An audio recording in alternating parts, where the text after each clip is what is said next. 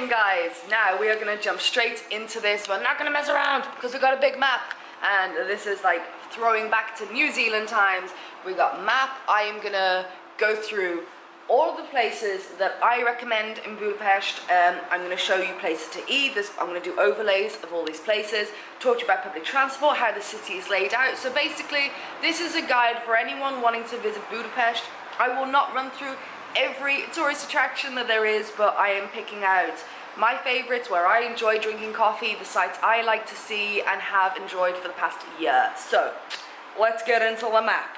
Okay, so here we have the map of Budapest. So I've decided to do it like this, like I used to, because so many of you found this helpful to kind of just orient yourself to the cities. First thing, Budapest is split up into two sides by the Danube River, and that is the Buda Side, which is here, and the Pest side, which is here. So you're going to want to stay on this side of the city when you come and visit. The only people that really stay on the Buda side has got a lot of residential areas and families. This is where the action is on the Pest side. So you're going to be staying on this side. So we've got District 5, which is here with the inner city. We have District 6 up here, and then we have District 7 here. This is where I live, in District 7. So you're probably going to want to stay, like, to be honest, you could even stay in the 8th district and that would be fine. But I'd say anywhere from like where I live in the 7th district, like down, because you've got all of this area here in the 7th, which is like all the ruin bars and things like that. And even up by the 6th, like that's huge. And the 5th is like really like in the heart where you've got St. Stephen's Basilica. So for places to stay, it's easy really. Just look at where it's located on the map and just know that the closer it is to the water here, this is where all the good stuff is. Okay, then you've got all of these bridges which cross over the Danube. So you can get from one side to the other, but don't worry, you've got like underground, the metro, which can take you to the Buda Side easy. But you've got this bridge, which is Liberty Bridge. Wow! You have got Elizabeth Bridge, you've got the Chain Bridge, and then up here you've got Margaret Bridge, because actually, yeah, I suppose you could say Budapest is split up into three parts, because you've got Margaret Island, which is kind of cut off here on the map. Then let's talk about the three big train stations. So over here, up in the 6th district, you've got Nugati train station. Then over here, you've got Kaleti station. And then all the way over here on the Buda side, you have got Delhi station. I'll also ring as well. There are smaller little shopping centres in the city, but the two biggest ones that people really go to is West End, which is right next to Nugati station, and then next to Kaleti, just off the map here, is a place called Arena Plaza, which is the largest shopping centre in Hungary. But to be honest, I would still recommend West End as a better shopping centre if you had to choose. And that one for a lot of people might be a bit out of the way. So let me take you on the Buda side right now. You will easily spend an entire day kind of just exploring the Buda side, walking up Gillette Hill, going to the castle, going to the Fisherman's Bastion, and things like that. So if you come up to Liberty Bridge here, you can go and do a walk up Gillette Hill. It's a really nice walk. It's not that crazy intense, and it's pretty short to get to the top, where you will find the Citadel, and you'll also find a Liberty statue. Say hi to her, she's a babe. And then after that, you can kind of like wander down through all the parklands, through all there, and kind of come out, and you'll come eventually then to the area where Buda Castle is. And plus, all where Buda Castle is, it's just basically beautiful from here. You come down the back of the hill here, and you just kind of explore. You've got like this huge area here, this huge area here. So you've got Buda Castle, you've got the Bastion. One recommendation I would give you for Budapest once you're on the Buda side is to go to Hospital in the Rock, which is located around there. And it is fantastic. So those are a couple of areas. One more area I will point out to you is right here, and it's right next to Bathanite. I can never ever say that station name.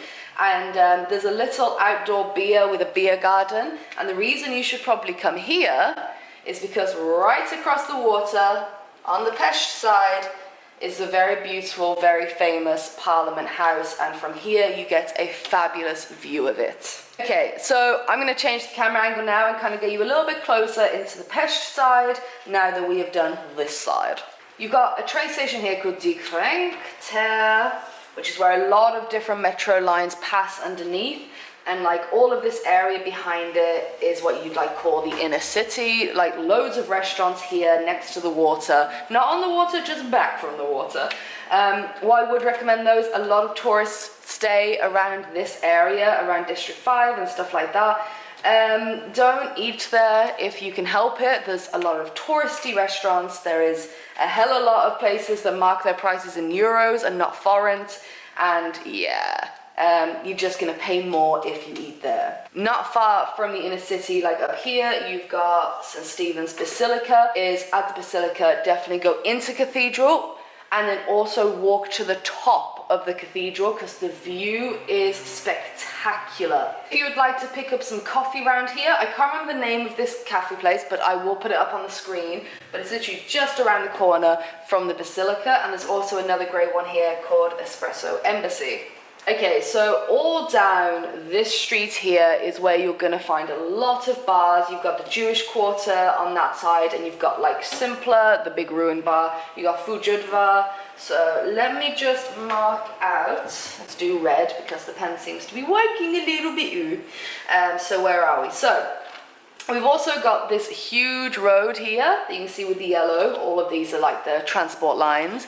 This yellow road, and you've got somewhere like Octagon, which you can just see there, which is a really good hub point. There's a lot of hostels there and hotels that you can stay in, and you're right on the M1 line, and you can get the tram, the 4 or the 6, up and down. Let me zoom you out a little bit, sorry. If you stay at Octagon, then you can like go up there to Hero Square, where we'll talk about in a minute. You can come all the way down here. Octagon's a really cool central little hub of the city that you can get transport pretty much anywhere you want to go. So just get back in here. If you want to come to some ruined bars, and for example, I think Simpler's on this one, is it? I know Fujitva, you got Simpler, you've got like loads of bars just all up and down. Because right at the bottom here you have the synagogue. So all up this road here, you've got all this area here, you've got opera here. So I'd say like in this section of District 7 is where you've got loads of ruin bars, you know, the Jewish Quarter, things like that. Also going further up, you've got, sorry, just to give you reference because I know I'm zooming in, you've got Nugati Station here, Danube is over here. So you got West End there, and over here you have Varusliga. This is Hero Square, which leads you on to the rest of Varusliga, which is the huge city park, which I'd highly recommend. What you can't see is Sencheni baths, like the biggest, like we went the other day.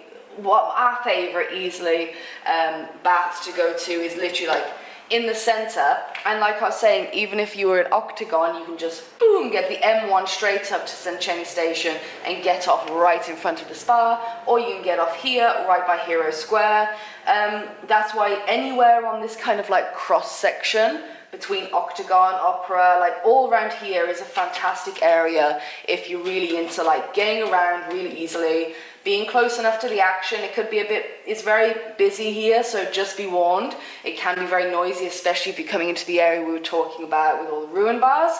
But yeah, would highly recommend, and there's also a place in Varusliga, just as you cross the bridge by the waterfall, there's like a bar, and it's really nice, really cute. You can sit out there and have a drink after you've been to the spa, or you know, if it's a Tuesday or something, go wild. I don't know how much this actually helps you, but like I said, Pest side, Buda Side, you've got Jello Hill, you've got the castle, you've got the Fisherman's Bastion, you've got all of your bridges, which are running over the Danube, you've got Margaret Island up here. Would recommend go, have a few beers on you, take a picnic, enjoy Margaret Island, it's beautiful. You've got Parliament here, you've got Nugati Station here with West End, there's lots of bars, and there's bars everywhere in Budapest, do not worry, and shopping, and then you've got like the inner city, which kind of comes around here. You've got loads of stations, you've got like the ruin bars, not all of the ruin bars, but there's a big chunk like of cool bars around here. And yeah, this is kind of like hopefully gives you a bit of an idea of what this is all about. And then Varesliga is all the way up here, which again, you can just jump on the M1 straight up to it.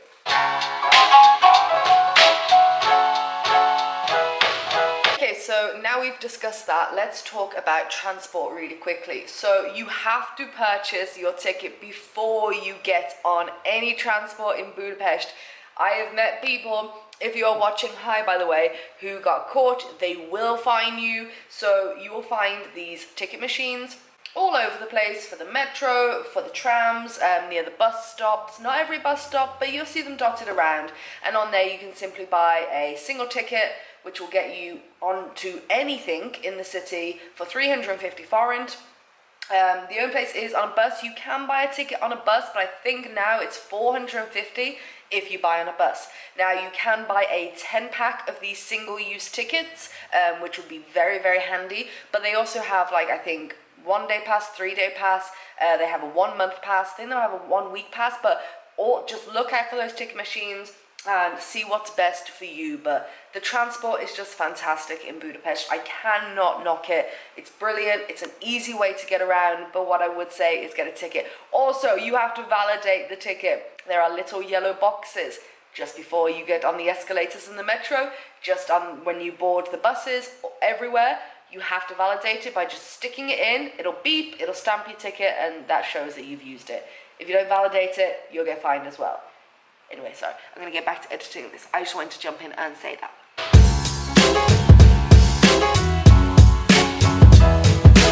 So in this section, I'm going to quickly run through my list of just some of my top picks of places to eat and drink, grab a coffee, have a meal, blah, blah, blah, blah. Other than what I already pointed out in the map section of this video, you might remember one of the first videos I did in Budapest was at a place called Goatherder. It has now become my all-time favorite place to get coffee in the city. Great people, great atmosphere. You can grab yourself some breakfast or like a wrap for lunch, and just, it's amazing. Also, if you are a bit more central, because that's a bit far out in District 7, if you're a bit more central near Octagon, for example, then there's a place called Grand Cafe Budapest. It's right on one of the corners, you can't miss it, and they actually do a pretty nice coffee there, and you can sit outside and people watch for hours.